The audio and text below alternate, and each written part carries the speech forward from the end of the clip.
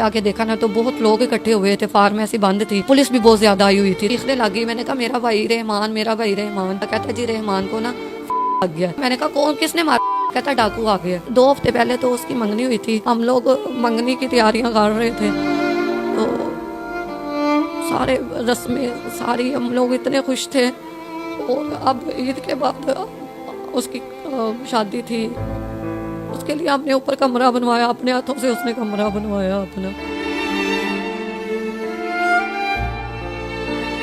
बेटा हाले तक तो सानू कोई इंसाफ की उम्मीद नहीं, असी थक गई वा, किसी ने सानू कुछ नहीं आख्या, असी रोल गई वा। वीडियो के मुताबिक एक डाकू अंदर आता है, वो डाकू वो काउंटर फलांग जाता है, वो कुछ नहीं कहता, कोई पैसे नहीं मांगता, कुछ नहीं करता। और दूसरा आता है तो वो यूनस चल जो है ना ऐसे पकड़ता है जैसे वो कोई आम सा खिलौना है, उसे कोई नुकसान ना किसी को होगा ना मुझे होगा। वो एकदम डाकू कर देता है कि खुद नीचे बैठ जाता है और दूसरे डाकू करने लग जाता है। और वो जो दूसरा पहला मतलब जिसको वो डाकू दूसरी तरफ हाथ करके देता है। अब हमें ये क्लियर किया जाए कि हमारे भाई लगा किसका है। कोई वीडियो नहीं दिखाई जा रही, वो मौके की वीडियो लीक भी गई है ना, को फ्रांसी के लिए नहीं भेजा वीडियो को ना बड़ा हादसा हो गया इतना। और पुलिस के लिए सिर्फ एक ये मामूली सी बात है जैसे कोई बकरी का बच्चा गया है। अस्सलाम वालेकुम, आप देख रहे हैं लीडर टीवी और मैं हूं एनी फैसल। आज मैं जिस फैमिली के साथ मौजूद हूं, इनका बेटा जॉब करता था मेडिकल स्टोर पर। दिन दिहाड़े मेडिकल स्टोर पर एक डकैती होती है जिसमें इनके बेटा जो है वो कत्ल हो जाता है। जिम्मेदारी बेटे के कत्ल होने की ना मेडिकल स्टोर वाले लेते हैं, ना पुलिस किसी किस्म की कोई इस तरह की खबर देती है कि उसका जिम्मेदार कौन है। लेकिन जिनका एक जवान बेटा, जवान भाई दुनिया से चला गया है, वो इस टाइम इंसाफ की उम्मीद पर आज 2 महीने से बैठे हुए हैं कि हम लोगों को इंसाफ कब मिलेगा। यहाँ पर एक और बात बताती चलूँ कि इस ईद के बाद जो ईद आने वाली है, उस लड़के की शादी थी और उसकी इंगेजमेंट को भी सिर्फ 2 हफ्ते गुजरे थे। उसकी वालदा और उनकी बहन हमारे साथ मौजूद हैं, उनसे पूछते हैं कि ये सारा क्या मामला है। अस्सलाम वालेकुम। वालेकुम सलाम। अच्छा, मुझे ये बताएं सारा मामला सबसे पहले कि क्या मामला है, किस तरह ये सारी वारदात हुई और आपको अभी तक कितना इल्म है इस बारे में? ये ना 24 अप्रैल का वाक़या है। तो उस दिन ना मेरे भाई की छुट्टी थी और हम सुबह किसी काम से मैं और मेरी वालदा जाने लगे तो मेरी अम्मी ने उसको उठाया कि रहमान तू उठ जा, जाना नहीं ड्यूटी पे। वो कहता है माँ जी आज मेरी छुट्टी है। तो ना हमने शाम को ना दोस्तों ने मिलके ना इफ्तारी करवानी है, 11वां रोज़ा था। तो वो ना हम लोग चले गए, अम्मी ने कहा चलो ठीक है, हम लोग चले गए। हम लोग जब वापस आए हैं ना तो वो घर पे नहीं था। तो हमने पूछा कि रहमान किधर गया है, बच्चों सिस्टर से और भाभी से। वो कहती है अम्मी वो ना रहमान भाई ड्यूटी पे चले गए हैं। अम्मी ने कहा कि मैंने तो उससे पूछा था तो वो कह रहा था कि मेरी छुट्टी है। तो कहती अम्मी वो सोया हुआ था तो यूनस और ना उसामा नाम की कॉल्स आ रही थी उसको ना, तो हमने उसे उठा के कहा कि रहमान भाई ये आपकी कॉल आ रही है। ये उनके साथ काम करते थे स्टोर? था उसामा जो है ना वो फार्मेसी का मालिक है और यूनस जो है ना वो उसके साथ काम करता था। तो ना उनकी कॉल्स आ रही थी तो वो ना उठ के चला गया, हमें बता के गया कि हम ना बस मैं ड्यूटी पे जा रहा हूँ। तो हम चुप कर गए, हमने कहा चलो ठीक है कॉल आ गई, चला जाता है बंदा। लेकिन ना एकदम ये 1:30 बजे कहीं ये वारदात हुई है, हमें 3:30 बजे किसी के ज़रिए मतलब पता चला है। तो कि ना हम ना रहमान को कॉल कर रहे थे कि ना तो उसके साथ बात कर रहे थे, की आवाज़ आई है तो रहमान का फ़ोन बंद हो गया। तो ना उसके बाद रहमान ने हमारी कॉल नहीं उठाई। तो मैंने पूछा, मैंने कहा ये कितनी देर होगी? कहते हैं फिर 2 घंटे हो गए। कहते मैंने कहा चलो आप फ़ोन बंद करो मैं करती हूँ उसको ना। मैंने बड़ी उसको कॉल्स की ना लेकिन उसने ना कॉल्स नहीं उठाई, नहीं पिक की। तो मैं परेशान होगी, मैंने अपने छोटे भाई को कॉल की। मैंने कहा कासिम तुम्हें रहमान का पता है? कहता है आप क्या हुआ है? मैंने कहा इस तरह उसकी मैसेज मुझे मिला है कि वो ना कॉल नहीं उठा रहा और उसमें आवाज़ आई है। तो कहता है कि ना बाजी मैं जाता हूँ। मैंने कहा नहीं तुम अकेले नहीं जाना, मैं खुद जाती हूँ। तो मैं ना वहाँ पे भागी हूँ। तो हम दोनों बहन भाई गए हैं। जब मैंने वहाँ जाके देखा ना तो बहुत लोग इकट्ठे हुए थे, फार्मेसी बंद थी और ना पुलिस भी बहुत ज़्यादा आई हुई थी। तो मैं एकदम परेशान होकर चीखें मारना शुरू हो गई। मैंने कहा इधर क्या हुआ है? तो उधर में किसी ने मुझे बताया कि इधर ना डकैती हो गई है। तो मैं और परेशान हो गई, चीखने लगी। मैंने कहा मेरा भाई रहमान, मेरा भाई रहमान। तो वो उधर से फार्मेसी वाला लड़का उधर ही खड़ा था, तो उसको ना वहाँ के लोग उसको साथ लेके गए हैं हॉस्पिटल ना। तो मैंने कहा वो फार्मेसी वाला लड़का उसामा खड़ा था, कहता जी रहमान को ना लग गया। तो मैं चीखना शुरू हो गई, मेरे बस सदमे से एकदम मैं पागल हो गई कि ये क्या हो गया। मैं ना उसे कहा, मैंने कहा कौन, किसने मारा? कहता डाकू आ गया। तो मैंने ना उसे फिर मतलब हमने कहा वो कौन से हॉस्पिटल लेके गए? कहता आप सरबस हॉस्पिटल। तो हम दोनों बहन भी वहाँ भाग गया। मैंने उसे जाते हुए पूछा, मैंने कहा उसको इधर लगा? कहता टांग पे लगा।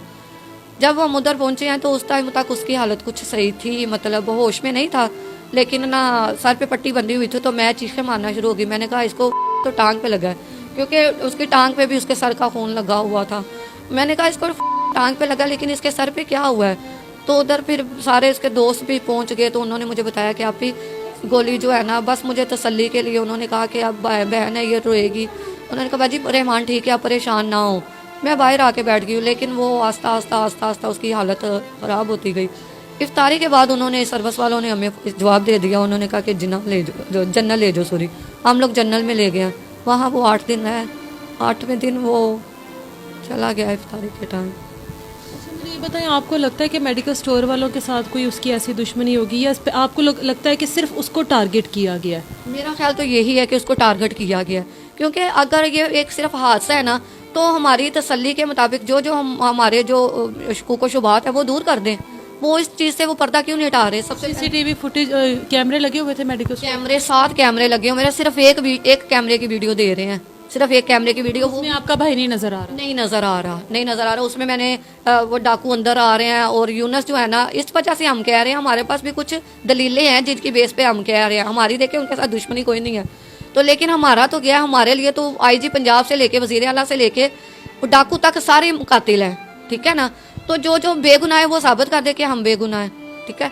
तो वो ऐसे डाकू आए। अब यूनस जो उनका रिश्तेदार था, यूनस फार्मेसी वालों का रिश्तेदार था, वो ऐसे सामने फ्रंट पे बैठा हुआ है। वीडियो के मुताबिक एक डाकू अंदर आता है, वो काउंटर फलांग जाता है, वो कुछ नहीं कहता, कोई पैसे नहीं मांगता, कुछ नहीं करता। और दूसरा आता है तो वो यूनस ऐसे पकड़ता है जैसे वो कोई खिलौना होता है। पुलिस वो जो है ना ऐसे पकड़ता है जैसे वो कोई आम सा खिलौना है, उससे कोई नुकसान ना किसी को होगा ना मुझे होगा। वो एकदम डाकू फायर कर देता है।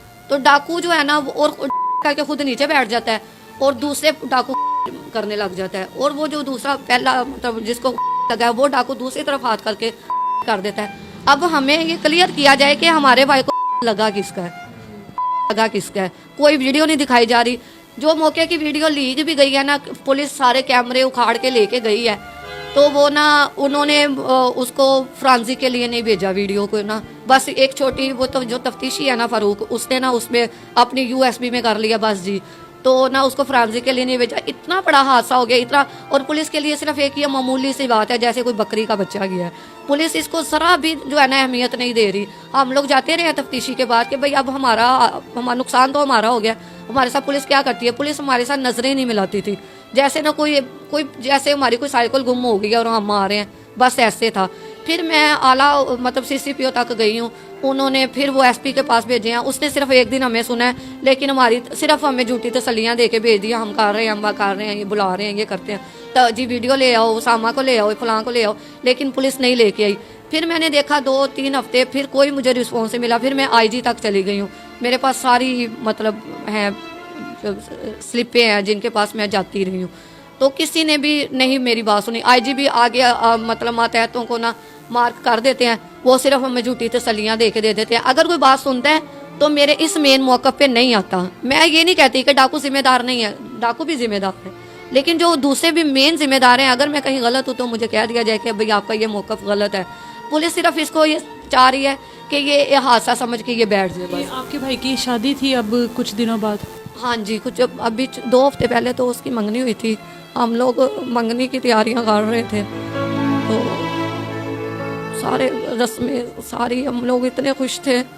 और अब ईद के बाद उसकी शादी थी। उसके लिए हमने ऊपर कमरा बनवाया, अपने हाथों से उसने कमरा बनवाया अपना। क्या कहेंगी आप, जो लोग आपको देख रहे हैं, आपको इंसाफ मिलने की कोई उम्मीद है? बेटा हाले तक तो सानू कोई इंसाफ की उम्मीद नहीं। बहरहाल अगे तुहाडी वजह तो इंसाफ मिल जाए तो कुछ क्या नहीं जाता। तड़प के रह गए मावां धीआं असीं रुल के रावां च रुल के खज्जल हो के असीं थक गईयां वां। इतनी धूप में हम जाते हैं, मेरी मतलब IG कोल CCPO कोल SP कोल असीं जा के मार गईयां वां। मेरे मावां धीआं सानू अज तक किसी ने तसल्ला नहीं कोई दित्ती, किसी ने सहारा नहीं दिता कि मां जी तुहाडा इंसाफ तुहानू मिलेगा। किसी ने सानू कुछ नहीं आख्या, असीं रुल गईयां वां। परसों भी गई हुई सन, परसों चौथ मावा तियां, इन्नी गर्मी उत्थे मैं मेरी शुगर लो हो गई, ठंडे बर्फ पसीने होन लग पे, मेरी धी नस्सी जाके बाहरों एक अद्धे घंटा ला के इन्ना दूर सफर, ते फिर मेरे वास्ते लैके आई, बिस्कुट लैके आई ते बोतल जूस लैके आई। उत्थे पुलिस वाले परेशान हो गए कि अम्मा मारना जाए थे, इन्नी परेशान।